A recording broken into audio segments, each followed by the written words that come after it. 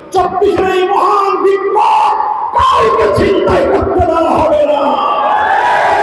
স্বাধীনতা এনেছি রক্ত দিয়ে, প্রয়োজনে আমার জীবন দিয়ে স্বাধীনতাকে রক্ষা করবো আমরা।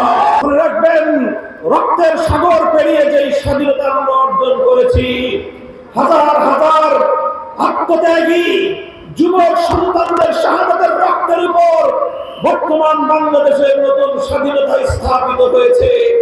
মনে রাখতে হবে, স্বাধীনতা অর্জন করা যত কঠিন, স্বাধীনতা রক্ষা করা তার চেয়েও বেশি কঠিন। ইতিপূর্বে আমরা দেখেছি 1971 সালে এক সাগর রক্ত পানি দিয়ে 9 মাসের মহান মুক্তি সংগ্রামের মধ্য দিয়ে বাংলাদেশ স্বাধীনতা অর্জন করেছিল। কিন্তু দুর্ভাগ্যজনক ভাবে স্বাধীনতা অর্জন করার কিছুদিনের মধ্যেই পার্শ্ববর্তী একটি আধিপত্যবাদী রাষ্ট্র বাংলাদেশের স্বাধীনতাকে ছিনতাই করে নিয়ে গিয়েছে। স্বাস্থ্যকর অল টাইম ফ্যামিলি কেক, সব সময় অল টাইম হেলদি লাইফ। বাংলাদেশের স্বাধীনতা যুদ্ধের 9 মাস স্বাধীনতা যুদ্ধ পূর্ববর্তী 24 বছরে কোনদিন বাংলাদেশের মানুষ ধর্মনিরপেক্ষতার কোনো কথা শুনেনি।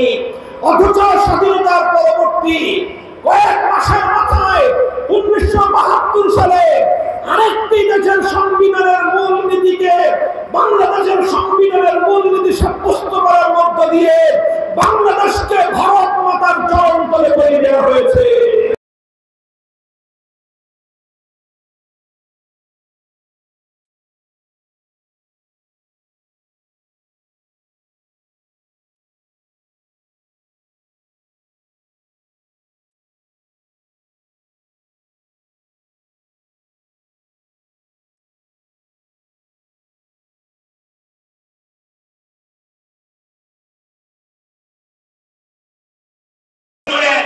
এই কমিটির অধ্যক্ষ, এই অধ্যক্ষকে প্রমোদ করে ন্যায়বদ্ধ হত্যা করা হয়েছে। হাজার হাজার নেতা কর্মী, আল্লাহর বিচার অঙ্গ সংগঠনের হাজার হাজার নেতা কর্মীকে জেলখানা দিয়েছে। সম্মানিত উপস্থিতি, শ্রমিক ভাই